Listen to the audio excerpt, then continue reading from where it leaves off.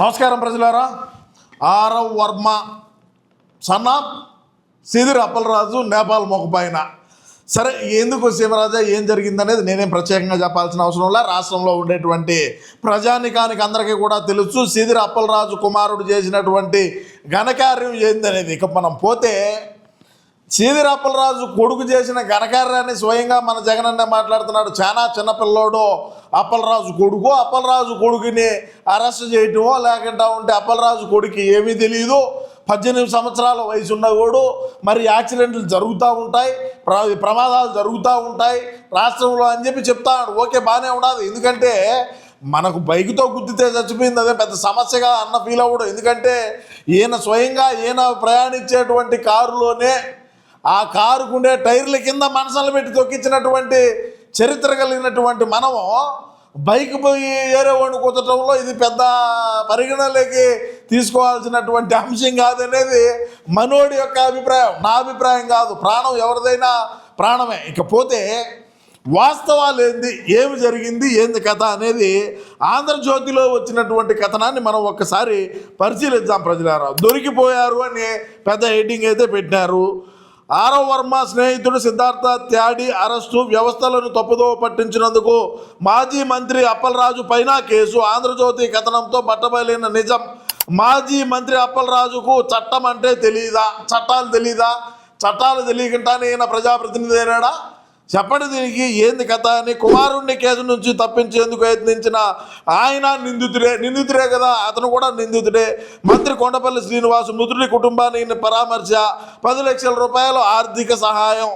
కాశీబుక్క police స్టేషన్కు తన న్యాయవాదితో కలిసి వస్తున్న మాజీ మంత్రి అప్పలరాజు కుమారుడు ఆరవ్ వర్మ అని చెప్పి వేశారు. దానయ్య కుటుంబాన్ని ఆదుకుంటాం, ఎమ్మెల్యే గౌతు శిరీష. ఇకపోతే సిదిరి అప్పలరాజు కుమారుడిని మరి అక్కడి నుంచి ముఖంపై గాయాలతో అప్పలరాజు కుమారుడు ఆరవ్ వర్మ యాక్సిడెంట్ కేసులో బెడిచికొట్టిన డ్రామాలు, ఎట్టకేలకు వైసీపీ మాజీ మంత్రి కొడుకు అరెస్టు, బుల్లెట్ బైకుతో ఢీకొట్టడంతో గొర్రెల కాపరి మృతి, అనుచరుడి పైన కేసు పెట్టించి కుమారుడు ఆరవ్ను తప్పించేందుకు అప్పలరాజు పక్కా ప్లాను. ఆంధ్రజ్యోతి కథనంతో బయటపడ్డ నిజం. ఓ డ్రైవర్ సాక్ష్యం, సీసీ ఫుటేజ్ ఆధారంగా గుట్టురట్టు. దీంతో ఆరవ్ పోలీసులను అప్పగించిన సిదిరి తప్పుడు సమాచారం ఇచ్చినందుకు సిదిరి పైన కూడా కేసు నమోదు చేయడం జరిగింది. ఓకే, కానీ నైట్ టైమా లేకంటే ఎప్పుడైనా కూడా గొర్రెల కాపరి కావచ్చు, లేకంటే బర్రెలు మేపుకునేటువంటి వ్యక్తులు కావచ్చు, రోడ్డు దాటుకునేటువంటి వాళ్ళు కావచ్చు, ఎవరైనా కూడా మనం ఏదో ప్రమాదం బ్రేక్ పడకనో లేకంటే వాళ్ళు సడన్గా రావడమో లేకంటే ఎట్టనో జరుగుతూ ఉంటాయి. ఆ జరిగినప్పుడు ఆ సంఘటనా స్థలంలోనే మనం ఆపి వాడు ఉన్నాడా, పోయినాడా, లేకంటే ఏమన్నా హాస్పిటల్కి ఏమన్నా ఫోన్ చేద్దామా, లేకంటే ఇంకొకటే ఏమన్నా పక్కకు పెట్టి వాళ్ళకి ఏమన్నా కొద్దిగా మంచినీళ్ళు వేయడమో లేకంటే ఇంకొకటి చేస్తారు. ఎవరైనా ఆడ తగలటంలోనే నేపాల్ మొక్కపొడికి ఫోన్ చేస్తే ఈ ఆరవ్ వర్మ వాళ్ళ పిల్లోడు నువ్వు ఆ నుంచి వచ్చేరా అని చెప్పి వాడిని కారులో ఎక్కించుకొని పోయి ఇంకొక హాస్పిటల్కి తీసుకొని పోయి టచ్అప్ అయిన కాడల్లా టెన్షన్ పెట్టి కొంత కాటన్ కొట్టబెట్టి వాడినేవో తప్పించి ఇంకొక అనామకుడిని తీసుకొని వచ్చి ఈడిగిని గుద్దిందని చెప్తే ఇప్పుడు ఆడ సీసీ కెమెరా ఫుటేజ్ ఉన్నది. అక్కడ ఒక డ్రైవర్ స్వయంగా డ్రైవరే చూసి ఇతను కాదు ఇంకొక అతనికి యాక్సిడెంట్ చేసిందని చెప్తే ఆ పెట్రోల్ పెట్టుకున్న పెట్రోల్ బంకులో సీసీ ఫుటేజ్ ఆధారంగా పట్టుకొని సిదిరి అప్పలరాజే పలాస లేదంటే కాశీబుగ్గ స్టేషన్కి అప్పచెప్పినాడు కదా. మరి ఇప్పుడు మన జగనన్నకు అంత అవగాహన ఉండి మాట్లాడుతున్నాడా, అవగాహన లేకుండా మాట్లాడుతున్నాడా? చంపి డోర్ డెలివరీ చేసిన వాళ్ళు చిన్నపిల్లోడు ఏదో తెలియక డోర్ డెలివరీ చేశాడంటివి, గొడ్డలతో ఏట్లే ఇచ్చినోడిని ఏదో చిన్నపిల్లోడులే తెలియ చేశాడంటివి. అవినాష్ రెడ్డి పిల్లోడు ఆ పిల్లోడి మీద ఇన్ని నిందలేస్తారా, పిల్లోడిని ఈ విధంగా ఏడిపించారా? అవినాష్ రెడ్డిని పిల్లోడు అంటివి. ఈ 18 ఏళ్ళు సిదిరి అప్పలరాజు కొడుకుని పిల్లోడు అంటివి. మరి ఎవడు పిల్లోడు, ఎవడు కథ, ఏంది వ్యవహారం, ఏందనేది ఒకరోజు రాష్ట్రంలో ఉండేటువంటి ప్రజానీకం ఏదైనా మనం ఒక మాజీ ముఖ్యమంత్రిగా పనిచేసినవే అనే సోయ కూడా లేకుండా ఈ విధమైనటువంటి వ్యాఖ్యలు చేస్తూ ఉంటే యాడెత్తి పోసుకోవాలా? జరగకుండా ఉంటాయి యాక్సిడెంట్లు అంటే జరుగుతాయి. రోడ్లు నువ్వు బాగా అప్పుడు గతంలో మనం అధికారంలో ఉన్న రోజుల్లో నువ్వు రోడ్లు ఎందుకు వేయలేదు అనేది ఇప్పుడు తెలుసు రాష్ట్రంలో ఉండే ప్రజానికానికి అందరికీ కూడా. ఎందుకంటే గతంలో రోడ్లు వేయలేదంటే ఈ విధంగా యాక్సిడెంట్లు జరుగుతాయనే కదా మనం రోడ్లు వేయింది కూడా. అది ఎవడు అర్థం చేసుకోడు. కానీ ఈరోజు కూటమి ప్రభుత్వం వచ్చింది, కూటమి ప్రభుత్వం అధికారంలోకి వచ్చిన తర్వాత రోడ్లు వేసినారు. మరి ఆ రోడ్లు వేయటంతో స్పీడ్ పోతున్నారు, రోడ్లు వేయకూడదని చెప్పాలి నువ్వు. అట్లా చెప్పుడు ఉంటే ఇంకా బ్రహ్మాండంగా ఉండేది. ఇప్పుడు అర్థమవుతుందా? ఇప్పుడు మేము ఎందుకు వేయాల రోడ్లు? మాకు తెలియక కాదు, లేకుంటే మాకు సోయలేక కాదు. ఈ విధంగా స్పీడ్గా పోయి ఏడైనా ప్రమాదాలు గురవుతాయని చెప్పి మేము 5 సంవత్సరాల పాటు ఏడా కూడా రోడ్లు కూడా వేయలేదు ప్రజలారా. ఈరోజు కూటమి వచ్చిన తర్వాత రోడ్లు వేయటం, ఈ విధంగా యాక్సిడెంట్లు జరుగుతున్నాయి, మేము అందుకే రోడ్లు వేయింది అని చెప్పుంటే ఇంకా బాగుండేది. ఇప్పుడు మన అన్న మాట్లాడినాడో ఇందాం ప్రజలారా, ఏనండి మీరు కూడా హింసిస్తా ఉంది అంటే చిన్న ఎగ్జాంపుల్ ఆ సిరి అప్పలరాజు కథ వింటే, సిరి అప్పలరాజు కొడుకు 18 ఏళ్ల పిల్లోడు, సిరి అప్పలరాజు డాక్టర్. పారం పోకని ఎవడు చెప్పినాడు?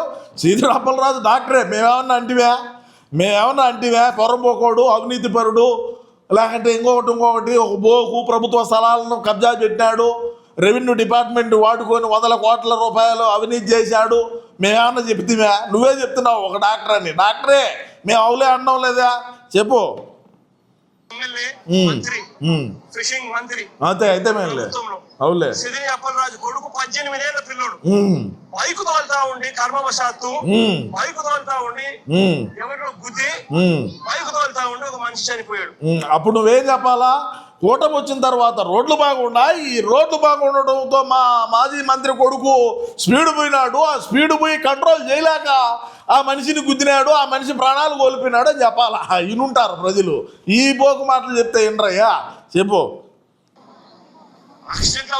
అవుతాయి అవులే అవులే.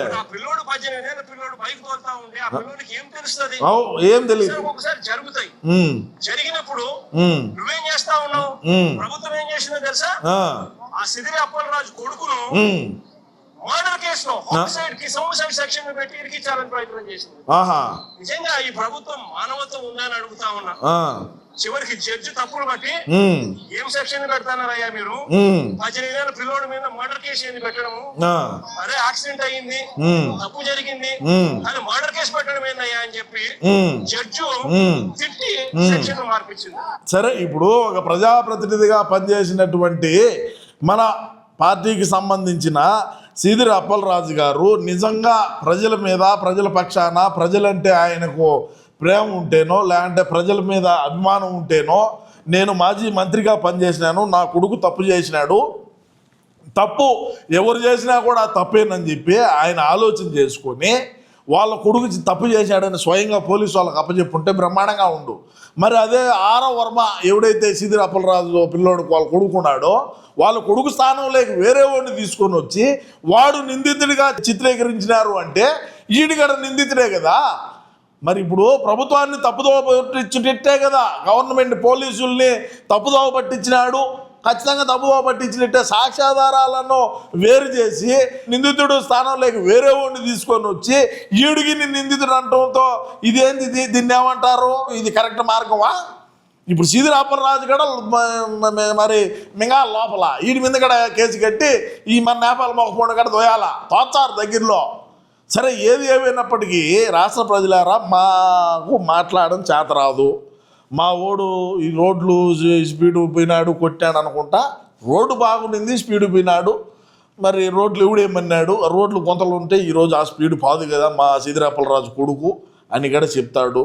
సరే, ఈ సాక్ష్యాధారాలు మార్చడము, లేకుండా ఉంటే సాక్షుల్ని, లేకంటే ఎవరైతే ఆ ఎదుటోళ్ళు డ్యామేజ్ జరిగినటువంటి వాళ్ళు ఉంటారో, ఎవరైతే ఆ బాధిత కుటుంబం ఉంటుందో వాళ్ళని బెదిరించి ఆ కేసులు వెనక్కి తీసుకోమంటాము, లేకంటా ఉంటే మాకు ఏమి వద్దు, మా కేసు వద్దు, ఏమి వద్దు అని చెప్పి వాళ్ళ దగ్గర చెప్పేయటము, వాళ్ళని ఏదో ఒక రకంగా భ్రాంతులకు గురి చేయటము, ఇవన్నీ మనకు తెలిసిందే. మనం ఎప్పుడో డైరీలు వేసుకున్నప్పుడు మనోడు చేసేటి ఇవన్నీ ఏమి కొత్త ఏం కాదని కూడా ఈ సందర్భంగా తెలియజేసుకుంటూ, కానీ ఎవరు కూడా, మీరు కాదు, నేను కాదు, ప్రతి ఒక్కరూ కూడా మరి మనం ప్రయాణించేటప్పుడు చూసుకొని కొద్దిగా ఏదన్నా అట్లా ప్రమాదవశాత్తు జరిగినప్పుడు వాడు ప్రాణంతో ఉన్నాడా లేకంటే పోయినాడా అనే మీరు ఆ స్థాయిలోకి పోయి ఏమవుతుందిలే అంత నిర్లక్ష్యం, అంత తలపుకురు తగ్గించుకొని మీరు ఆడ ఉండి ఎవడైతే బాధితుడు ఉన్నాడో ఆ బాధితుడికి ఒక రూవా మీరు ఏదైనా చేయగలిగింది చేసో, లేకుండా ఉంటే వాళ్ళ కుటుంబాన్ని ఆదుకోవడమో, లేకంటే ఇంకోవడం కూడా చేస్తుంటే బాగుండు.